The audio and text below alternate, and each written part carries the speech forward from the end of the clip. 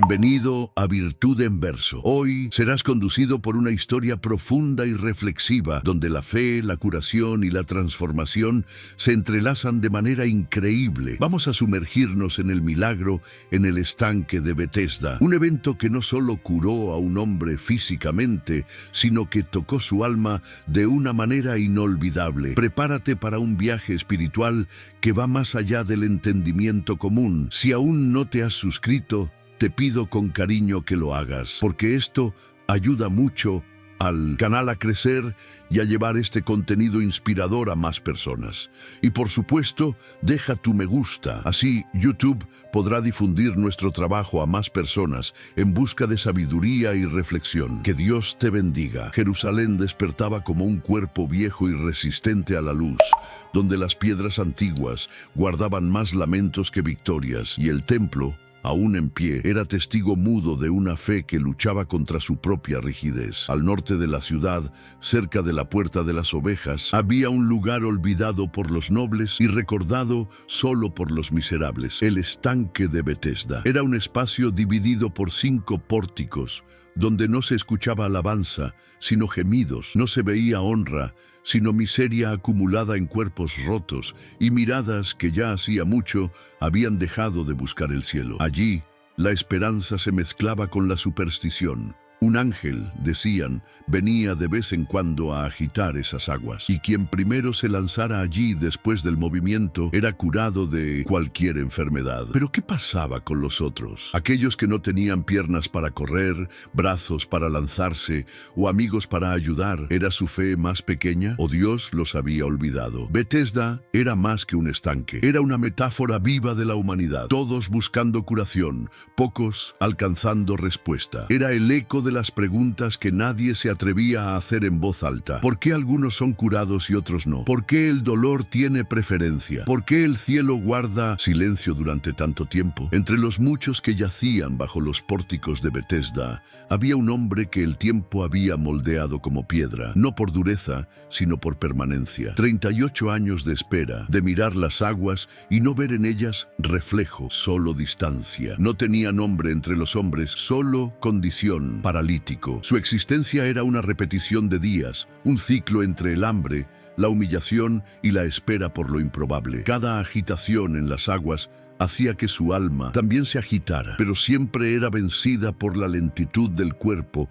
y la ausencia de alguien que lo amara lo suficiente para lanzarlo al milagro. Su dolor no era solo físico, sino también silenciosamente espiritual, el tipo de sufrimiento que grita sin voz. Tal vez ya no creía en el ángel, tal vez el estanque ya solo era un espejo de la soledad, un símbolo de una promesa que no le pertenecía. Aún así, él estaba allí. ¿Qué lo mantenía? Terquedad, locura, fe. Tal vez todo eso junto, o nada de eso, porque hay dolores tan profundos que ni siquiera la fe puede nombrar.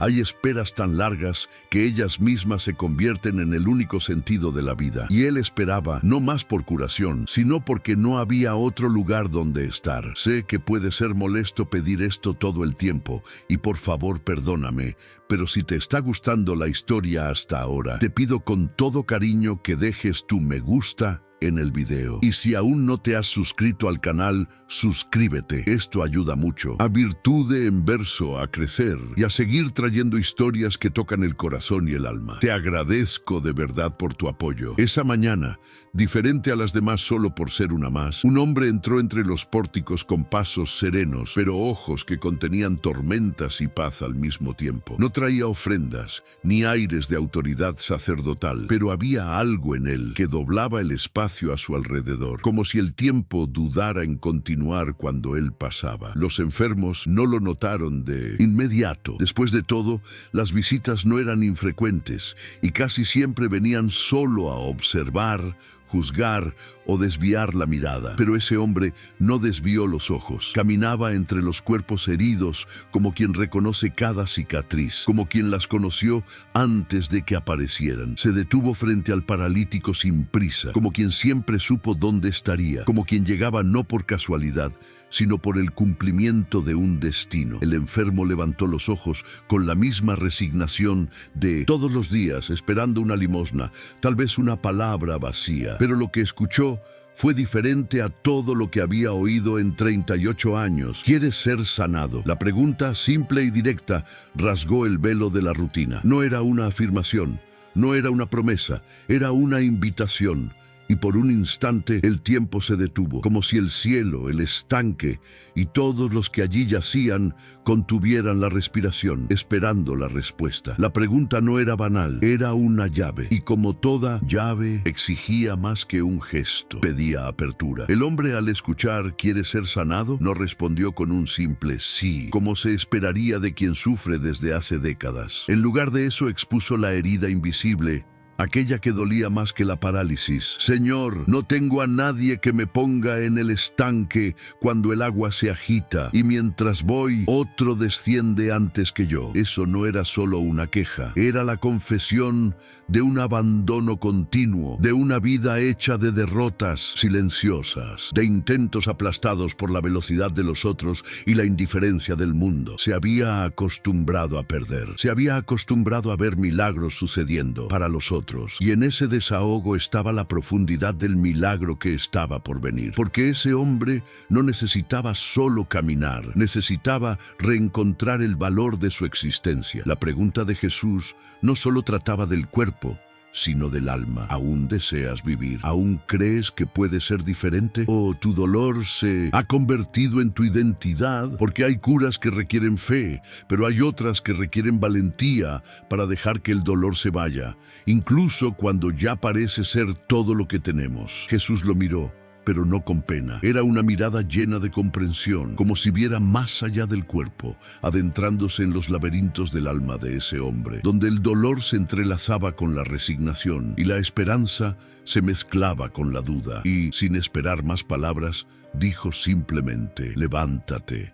Toma tu camilla y anda. La orden fue dada sin vacilación, sin duda, como si el milagro ya se hubiera realizado en el momento de la pronunciación, y algo sobrenatural ocurrió.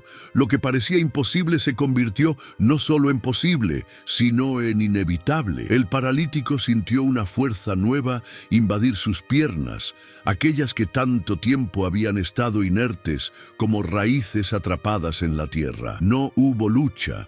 No hubo resistencia. Lo que existía entre él y el milagro ya no era el tiempo, ni la enfermedad, ni siquiera su historia de dolor. Era la palabra que rasgó el velo de la imposibilidad. Se levantó. La fuerza de Jesús, transmitida sin un toque físico, pero con un mandato divino, fue suficiente para liberarlo de su prisión invisible. El hombre, sin entender completamente lo que sucedía, tomó su camilla, no como un peso, sino como un símbolo de la vida que volvía a ser suya, y por primera vez en muchos años dio pasos, no solo hacia la curación, sino hacia una nueva identidad. Caminaba, pero no solo con sus pies, caminaba ahora con la verdad de quien nunca se perdió, solo esperó. Mientras el hombre caminaba, llevando su camilla con la sencillez de quien acaba de descubrir que la vida es más que una carga que se debe soportar, comenzó a surgir una corriente invisible de murmullos. Algunos, aún incrédulos, se preguntaban cómo podría ser posible esto. Otros estaban paralizados por la maravilla, como si el milagro fuera algo que no se podía procesar con los sentidos, sino solo con el corazón. Y entonces la multitud comenzó a preguntar, pero no con reverencia o admiración, sino con indignación, como si estuvieran más preocupados por la ruptura de las reglas que por el evento que allí había sucedido. Hoy es sábado, dijeron algunos, no te es lícito cargar la camilla, como si la ley, con su rigidez y frialdad, fuera más importante que el milagro de la curación. Y el hombre, ahora libre, sin mirar atrás, respondió con una simplicidad desconcertante: aquel que me sanó, él mismo me dijo, toma tu camilla y anda. No buscaba justificar su acción, no lo necesitaba. El milagro no necesitaba explicación. Lo que había recibido no estaba atado a reglas humanas, sino a la autoridad de quien dio la orden. El hombre que una vez fue incapaz de mover un dedo, ahora movía su alma con la fuerza de quien acaba de entender lo que realmente es liberador. La verdad no se somete al miedo de las reglas, trasciende todo lo que puede ser controlado. El alboroto en torno al hombre no cesó y pronto se extendió por la ciudad la historia de su milagrosa curación. Pero el enfoque de las autoridades religiosas no estaba en la maravilla ni en la misericordia que se manifestaba ante ellos. Estaban más preocupados por la violación del sábado, por la transgresión de lo que se consideraba legalmente aceptable. Para ellos, la ley era un muro impenetrable y la misericordia una amenaza a ese sistema. Pero el hombre, ahora libre de la parálisis y la duda, no temía sus palabras. Sabía que había algo mayor en operación allí, algo que no podía ser contenido por los costumbres ni por las reglas establecidas. En medio de la confusión, encontró a Jesús nuevamente, quien lo vio y con una mirada que decía más que palabras, lo advirtió: mira que ya estás sanado, no peques más, para que no te suceda algo peor. Esa advertencia no era una acusación, sino una orientación. Jesús no quería solo curar su cuerpo, sino transformar su vida. Lo llamaba a un cambio interior, no solo físico. La curación que había recibido no era solo para ser vista por los demás, sino para ser sentida y vivida de manera profunda, tocando su alma, sus elecciones, sus actitudes. La curación, como la fe, no era un fin en sí misma, sino el comienzo de un viaje más amplio, el viaje del autoconocimiento y la verdadera transformación espiritual. El hombre, ahora con la verdad del milagro pulsando en sus huesos, ya no podía esconderse en las sombras de la duda. Sabía que, al levantarse, no solo recuperaba la capacidad de caminar, sino que abrazaba una nueva forma de existir. Y como es común en momentos de revelación, el peso de lo sucedido parecía, al mismo tiempo, iluminarlo y desconcertarlo. Sabía que algo trascendía lo que podía ser visto o tocado. El milagro en Bethesda no solo trataba de un cuerpo sanado, era sobre la revelación de que, incluso en las situaciones más desesperadas, algo mayor estaba en acción. La libertad que experimentaba ahora no le era dada por las convenciones ni por un ritual, sino por la gracia, pero la paz que ahora habitaba en él no fue suficiente para calmar la tormenta dentro de los religiosos. Ellos no buscaban entender, querían justificar su propio poder y por eso buscaron al hombre curado. Cuando lo encontraron, le preguntaron quién lo había sanado, intentando rastrear al culpable. Pero el hombre, aún deslumbrado con su propia liberación, no sabía quién era él. La figura de Jesús, para él, aún estaba más allá de su entendimiento completo. Pero la verdad no dependía de su comprensión. El milagro no era un acto de lógica, sino un acto de amor, trascendiendo cualquier estructura humana. El hombre, ahora consciente de su transformación, siguió su camino, aunque aún con el corazón pesado por la complejidad de la experiencia. Pero algo dentro de él ya no podía ignorar la profundidad de lo que había sucedido. Mientras caminaba, los murmullos y juicios de los demás aún resonaban, pero él ya no los escuchaba de la misma manera. Su mente estaba enfocada en algo más, algo que lo había tocado de manera irreversible. Y en un momento de reencuentro, vio a Jesús nuevamente, quien, viéndolo, le dijo con la misma voz calma y certera que lo había sanado: mira que ya estás sanado, no peques más para que no te suceda algo peor. Ahora, esas palabras resonaban de manera diferente. La invitación de Jesús no solo trataba de prevenir una nueva enfermedad física, sino sobre la transformación de su esencia. Había recibido más que la curación de un cuerpo paralizado. Había recibido la oportunidad de una nueva vida. Jesús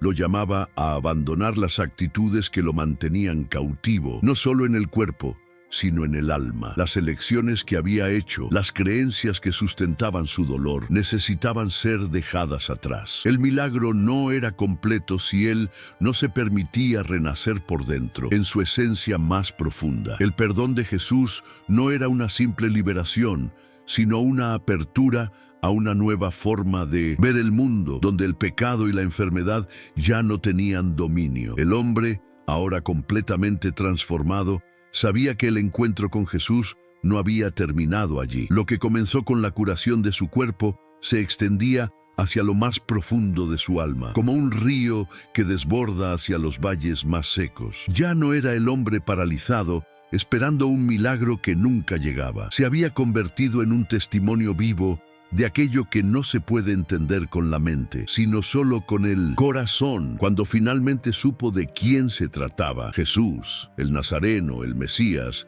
ya no buscó cuestionar las reglas o la razón detrás del milagro. Comprendió que la curación de su parálisis no era solo un regalo físico, sino la respuesta de Dios a su búsqueda incesante de sentido, de liberación. Y al contar la historia a los demás, ya no le importaban las preguntas sobre la legalidad del sábado o lo que pensaban los líderes. Sabía que lo que verdaderamente importa es el cambio interior que ocurre cuando alguien encuentra la gracia de Dios. ¿Quieres ser curado? La pregunta resonaba en su mente, no como algo del pasado, sino como un recordatorio eterno de que el verdadero milagro es la transformación del ser. Y la vida ahora era más que un cuerpo curado, era un alma renovada. Jesús no vino solo para salvar cuerpos, vino para curar las parálisis espirituales que nos atan, nos ciegan y nos hacen vivir de manera incompleta. El hombre había experimentado la verdadera libertad, una libertad que iba más allá de la curación física, que invadía el terreno sagrado